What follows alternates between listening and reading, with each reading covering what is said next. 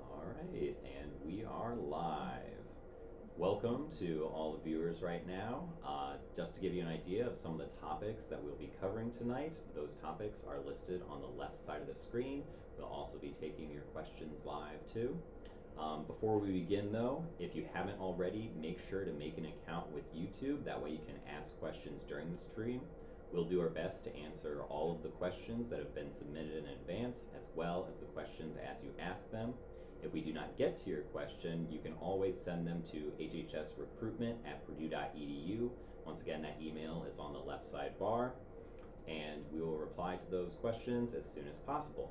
So with that, I'm Justin Hammond. I'll be hosting the stream, and we'll go ahead with introductions of our two guests. So, hello everyone. My name is Corey Martin, and I am a junior here at Purdue studying hospitality and tourism management. I also have minors in event planning, African American studies, and French. One of the reasons why I chose Purdue is because the hospitality program is one of the top ranked programs in the nation and preferably also the world. And I knew that coming here to Purdue would allow me a lot of opportunities within hospitality and a lot of experiences that I know I wouldn't have anywhere else. And hi, welcome, good evening. Congratulations on your acceptance to Purdue University, and welcome to the HHS family. My name is Bobby Moulter. I'm an academic advisor in consumer science here in the college.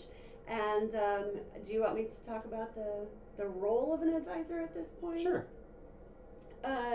When you come to Purdue, one of the things that you can expect here in HHS is to have an actual academic advisor who you're going to work one-on-one with during your time here at Purdue, and it's our job as an advisor to sort of establish a relationship with you so that we know what your academic and personal and professional goals are. And one of the first things we'll do is help you transition from high school or from another college maybe into the university and get you established here, and then we're going to along the way make sure you're hitting your marks and meeting all of your goals. So look forward to working with all of you and answering your questions tonight. All right, well, thank you two for joining us. And our first question for you two are, what are classes like here at Purdue? What's like the duration, class size? Are professors approachable? Yeah, so your classes will depend on your major, but the further you go along within your degree plan, the kind of smaller and more specialized your classes will get. So your freshman year, you'll start out in those gen ed classes that'll be maybe 200 and 300 people in a large lecture hall. That'll be like your math classes, your English, those types of things. But as you're getting into your more major specific classes, you'll probably see 30 or less people in those classes. And it just really depends on what your major is. The classes may be hard and they may not be, but you'll always be able to find resources to help if you're struggling. And I think that one of the things that's different for students in college is that there's such a variety of how classes are delivered. Part of your lecture might be online, and then you'll actually meet in the class for discussion. You may have a paper pencil exam on like a bubble sheet, or you could have an online exam, or you could have an exam at home online, open book. So there's just a real different variety about how courses and exams and things like that are delivered here on campus. And those things depend on the professor as Yeah. well. Some professors like the big open space, and some professors like a more exclusive, more quieter space. Mm-hmm. What about undergraduate research opportunities at Purdue? How early can you get started on that? Kind of what does that look like? You can get started on those as soon as you get here. If you find that a professor is doing research in a topic that you're interested in, don't be afraid to approach them and just kind of get the rundown of what they're doing and how the program is working. I know professors love to talk about the research that they're doing, so they would be super excited to let you know kind of what the research topic is and the opportunities available for that. Mm-hmm. And there are research opportunities in all of our departments, all of our 9 units. So you could be working something related to psychology, something related to consumer science, where you're looking at buying behaviors or the way people select the insurance. Or you could actually be working in a lab where you're working and helping a professor understand what is involved with Parkinson's disease and how to treat that. So lots and lots of varieties here in HHS to make lives better. So, Bobby, you're an academic advisor. Could you tell us a little bit about what is the process of meeting with your academic advisor? And then, Corey, definitely share your experiences with your academic advisor, too. Yeah, sure. Students are required to meet with their advisor in order to register for each semester. So there's those mandatory minimum times that you meet, and you'll make appointments through us. Students will have access to their advisor's calendars and can get in and make those appointments for times when are appropriate. But beyond just the normal times, we like to encourage students to come in during other times when they want to talk about career goals or related things, or maybe how to work on a resume, or how to get involved in different clubs, things that we might not have had time to talk about in the in other meetings.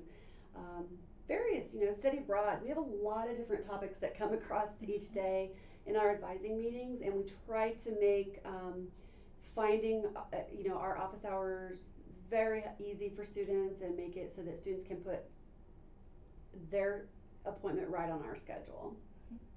Yes, and my academic advisor, her name's Jacqueline. She's really great.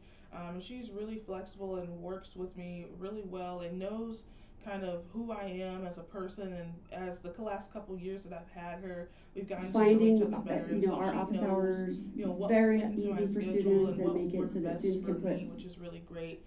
And she was super helpful. I failed a class my freshman year, and she was super helpful in helping me map that out in my schedule and how that I could retake that and and get back on track. And that was really amazing. And now I'm on track to graduate in the 4 years that I'm supposed to. So it's really helpful to have an academic advisor. So if I have credits, transfer credits that I can bring in, or AP credits, how does that work at Purdue?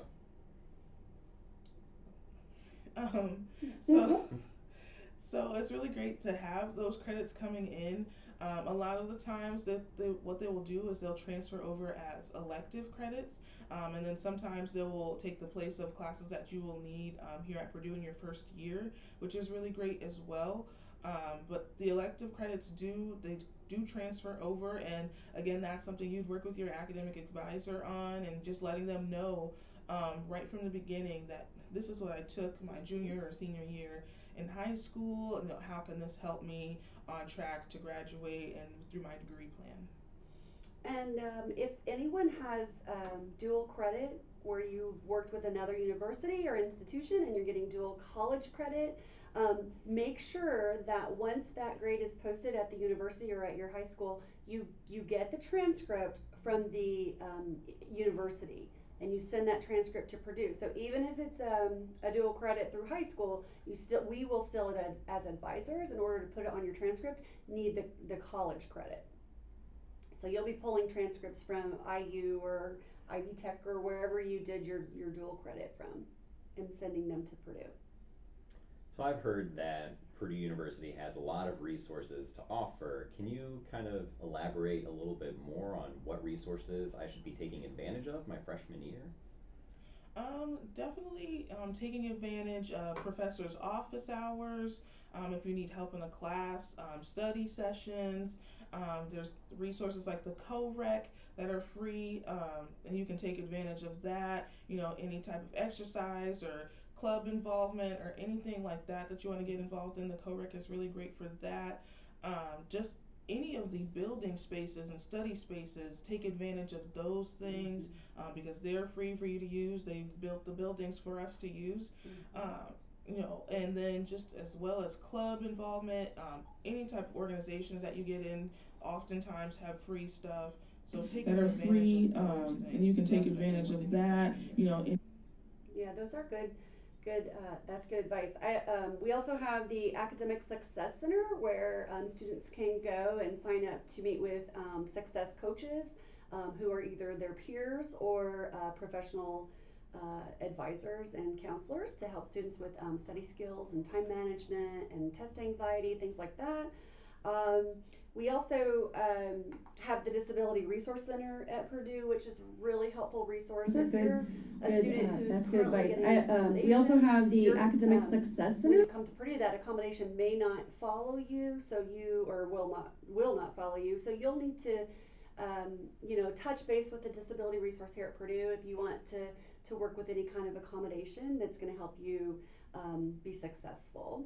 So I think DRC is a really good one. And then certainly we'll go back to the academic advisor because like Corey said, her advisor knows what she likes and what she needs to fit in her schedule. And so your biggest resource at the beginning is your advisor. Mm-hmm. And then we also offer our Center for Career Opportunities, which is also completely free. And what they do is they help you find jobs, whether it's an internship, summer job, or a full-time job. After graduation, they are completely free. They will even help you if you need an outfit. So if you don't have any business professional clothes and you have an interview set up, they will have a closet that you can borrow clothes from, which is really helpful for some students. And they will help you with your resume. They will do mock interviews for you to help you get prepared, because that is kind of the goal of going to college is afterwards is to get a good job. So Corey, you're a student ambassador. That's in your title right down below. Can you tell us about what other student organizations there are within HHS? And Bobby, you can weigh in on this too if you want. Yes. So within my major in hospitality, we have about 13 student organizations. I've been a part of 9 of them at one point or another since I've been here. And we have so many in each. So Corey, you're a student ambassador. That's in your title, right? Just major specific. So you can connect with people from your major. So I know a lot of people in hospitality being involved in those organizations, but also being involved in organizations outside of the college is really helpful to meet people as well.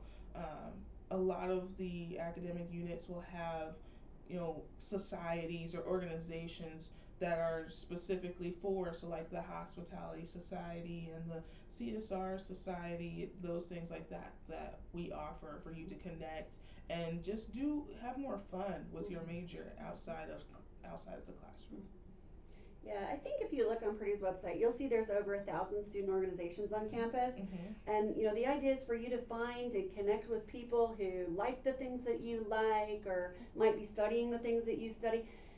Your clubs and organizations on campus are for you to help develop in lots of different ways and not just within your major. So join things that are personally or professionally fun for you, and maybe we'll give you that time off away from the textbooks to learn new things and to meet new people. Yes. So say I'm a real go-getter and one major isn't enough for me. Can I double major at Purdue? How easy is that? Can I still graduate in 4 years? Are there 2 majors that I can't double major in? Sure. What's that story? Yes. So the key point there is working with your academic advisor on double majoring, but it definitely is possible. If you let your advisor know as soon as you feel like that you want to double major, then they can help map that out for you, and more than likely you will still be able to graduate within the 4 years. It just depends on the majors that you're trying to combine. But if you're doing something, two things that are similar to each other, it'll be much easier to get all those classes in because they'll probably coincide a little bit. But you can double major in almost anything, whatever your interests are. If you want to do it, definitely do it.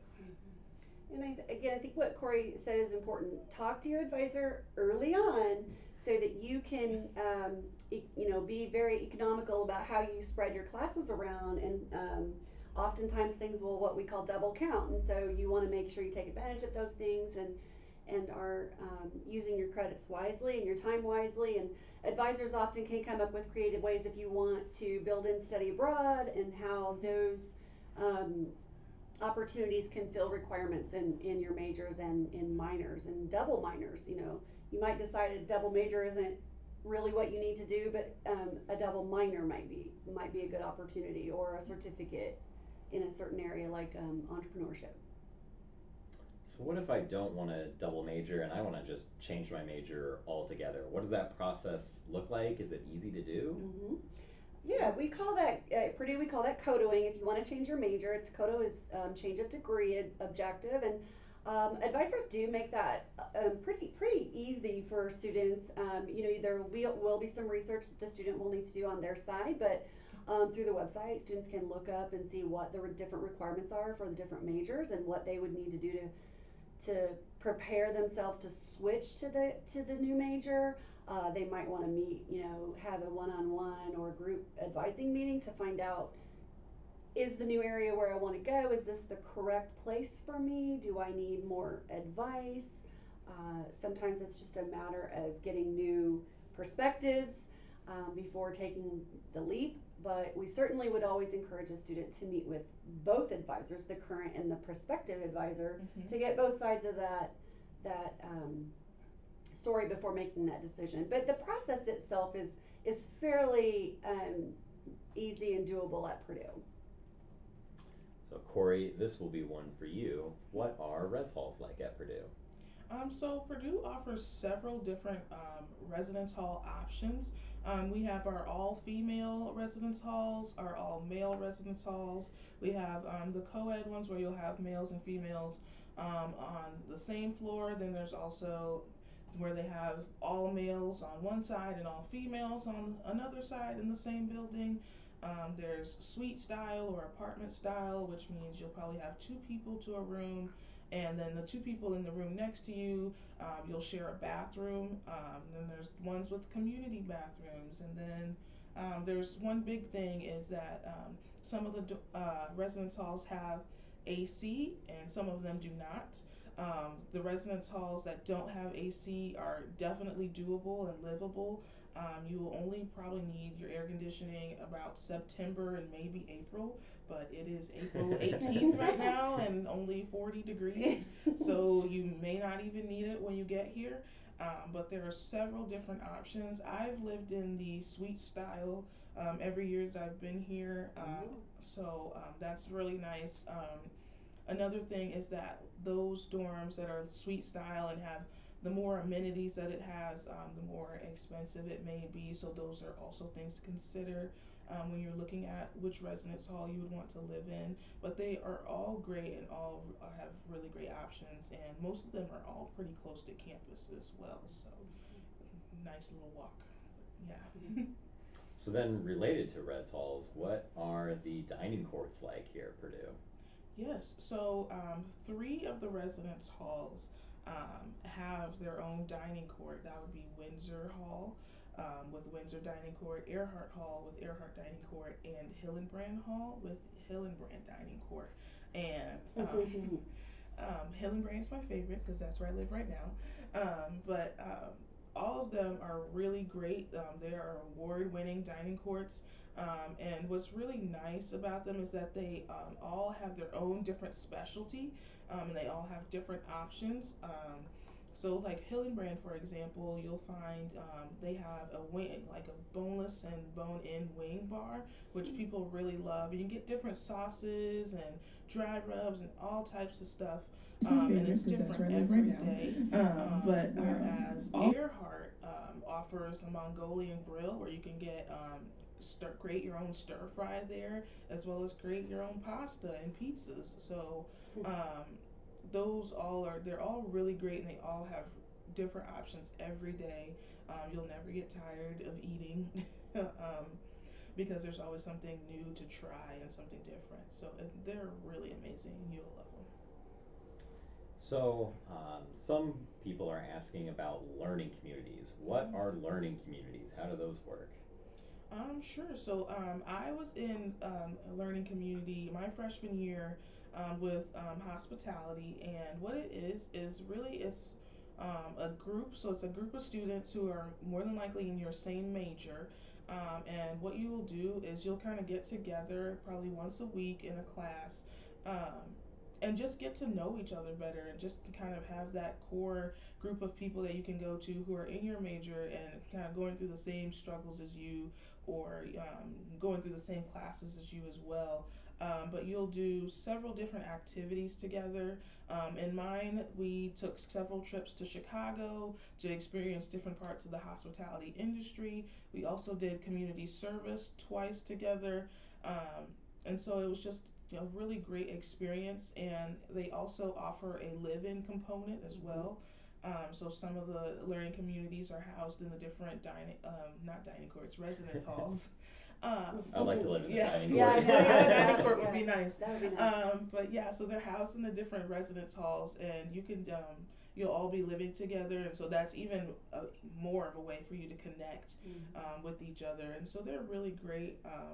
They don't always fill up, so I would suggest if you can do it because it's really fun. And the people that I was in my learning community with, I am still friends now, and that was 3 years ago. So it's really, really great opportunity to really get to know people and make connections head on when you get to college. And for you parents out there, best part about it is it's totally free. You don't have to pay for any of those extra events and activities. So if you are wanting to apply, the deadline for that is May 5th, and that coincides with the housing contract, but they are two separate processes.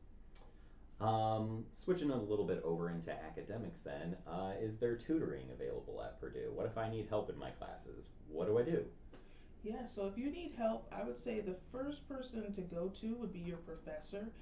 Each professor has office hours throughout the week where you can come to their office and meet with them and talk with them about any homework, assignments, exams, or anything that you're feeling like you're struggling with. That would be the first person that I would go to. If that doesn't work out, you can always talk to the other people in your class. Maybe there's someone who understands it better than you. I'm sure they would be happy to help you and try to help you figure out what's going on there. The other thing is that we do have something called SI, which is short for Supplemental Instruction, which is offered for many different courses. A lot of the courses where they know a lot of people are taking it, such as like math and science courses, they offer supplemental instruction for those courses, and those are run by upperclassmen students who have gotten an A in the class, or they did really well and showed exceptional understanding and that type of thing. That's also free as well to go to those, but you can also probably find through Facebook or anything like that a tutor, someone who's doing really well in the class. Maybe they can tutor you for free or for a fee, but that's up to them. But there's several different resources that you can use if you feel like you're struggling and you need some help. I think the Academic Success Center does tutor matching, so they'll help you find a tutor who can help you in various subjects. And then I know HTM has a link on their website for different classes and current students who are willing to tutor in various subjects within that area. So lots of different ways. All right, what about study abroad? Can you tell us about, what is study abroad at Purdue? How's that going to affect my graduation, or does it? Anything? You talk about You bet. Study abroad. Okay. Well, study abroad's one of my favorite things. I've helped co-lead a couple of programs, and it's a great opportunity to travel out of the country and learn. And whether that's a 2-week program where you're just going for a cultural experience, learning another country's culture, working with people within that community, learning about different things that the professor has set up for you within that area. The programs are anywhere from 2 weeks long to we have 4-week programs. We have spring break programs, which are very short, usually only about 10 days, 7 to 10 days. And then students can also choose to go on programs that last for an entire semester. And then we have a few that even go over 2 semesters. So lots of variety. I think when it comes to study abroad, students need to start thinking about where would I be interested in going, and then from there, what am I comfortable with? Do I want to be with other students? Do I want to be with my professor every day and have that comfort, or am I okay doing an exchange program where I might be the only student, from Purdue at that particular location? So there's a comfort level, there's a time wise decision to make, and then certainly budget makes an impact on where you might want to study abroad. advisors are really good at helping students match, how things, if you have a lot of free electives, it's not an issue, but if you really are trying to squeeze a lot in, it may be wise to work very closely to find things during the study abroad experience that are going to meet degree requirements as well. But just lots and lots of different ways to go at study abroad, and everything from 3 credits to sometimes 12 or 15 credits. So since you mentioned comfort level, I Yeah. have to talk about my experience because it's kind of different as far as what you're comfortable with. Yeah. Before I came to college, I had never even thought about doing study abroad. It wasn't on my radar at all. I was just get my degree and get out kind of situation. But then my freshman year, I got an email that for my major, there was an opportunity to go to Tanzania for a Maymester. So that's right at the start of May after your exams finish. You go out for a month. And so I signed up for it. So my first ever plane ride was actually a 16-hour flight to Africa. So kind of an out there experience. It was definitely way outside of my comfort zone, that was for sure. But at the same time, it's one that I think I would have regretted if I didn't take advantage of it. So definitely consider study abroad. Yes, it does cost money, but there's actually a lot of additional scholarships that are specific to study abroad.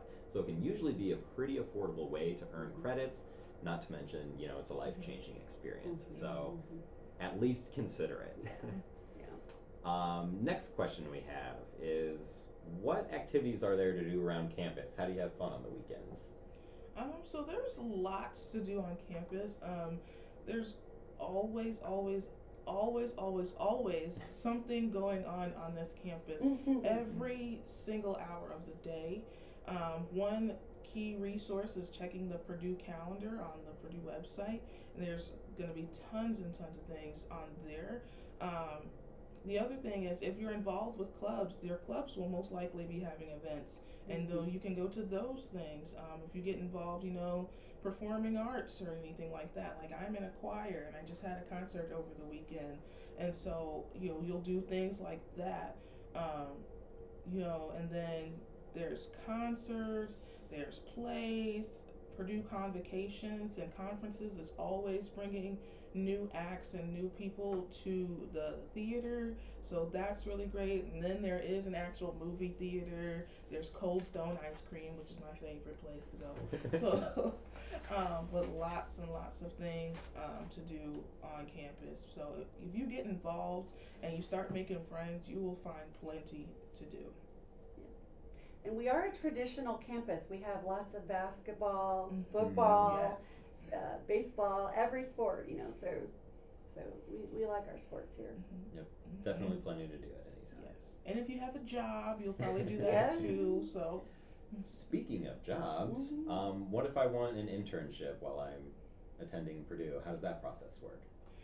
Yes, so that would be another thing that you would work with your academic advisor on, most likely. But a lot of majors and a lot of the colleges have career fairs where you can go and meet with recruiters from various companies that are looking for students of your major, and talk with them and possibly interview and get jobs with them, to get that internship and work experience within your major. I know specifically for HTM, we have a huge career fair in the fall, combined with CSR, and it's a huge thing. And we have so many companies, and there's literally from every corner of the United States and sometimes the world. And you can just walk up to them and talk to them, kind of see what their company is about, and if it aligns with kind of what you want to do. And a lot of times they will give you an interview if they think you're qualified, and then that leads to jobs and different things. But there's always opportunities for internships on campus. I know for us, they are constantly sending out job opportunities. When companies send it to our career center, they'll send it out to us and say, if you're interested, this company is looking for students. You can get internships right off the back through that way. And But it's definitely something, a lot of the times with most of the degree plans, internships count for credit, and sometimes they are required. Like for my major, two internships are required. So you can get class credit, while you're getting that work experience and hopefully doing what you love and knocking kind of two birds with one stone out there, which I think is really awesome. Yeah, and it's important to get hands-on experience, to get into the weeds of what you might want to do professionally. It's going to help you decide which area that you find that you might like more so than others. You know, it's going to help you if you get an internship, because when you leave, you're not only going to have this Big Ten university degree posted right at the top of your resume, you're also going to have some experience already on your resume, which is going to help you when it comes time to look for the full-time job. And lots of campus resources. And we have a fabulous career development center and career development person and representative right here in HHS. So there are always announcements for students and a nice network of alumni who really like to employ our students, in internships, from everything from health related to sales, finance, hospitality, tourism, restaurants, and hotels. All right. So we have covered all the questions that you guys have sent in, but I have a question for both of you. Could you tell us what is the thing that you love most about either Purdue or the College of Health and Human Sciences? I will say specifically about health and human sciences, the thing that I love the most is that it's so hands-on, and that most of the classes and most of like the labs and lectures that you will have to take are really all about getting that hands-on experience, so that when you do get those internships and that work experience and you're going out into the real world, you are already prepared, for anything that might happen in the industry and in that specific job field, because the coursework has prepared you. And I think I really like that about HHS specifically, and I guess about Purdue as well. That the curriculum is so hands-on. It's not someone just talking at me, telling me how to change sheets and how to make a bed and do housekeeping. I'm actually in the hotel doing that and learning how to do it, right then and there. And so I really love that. Well, I am a Boilermaker. I went to Purdue. I got my undergraduate degree here, so I just love Purdue in general for that reason. I never left. I'm still here. And I think one of the things that I like about HHS is we're a small suburb in a big city. And our students know their advisors, the advisors know the students, the professors really, I think, get to know students and are always willing to help their students and talk to them and help them. I know in our department, they're very hands-on about helping students find the right positions and internships and career fields and things like that.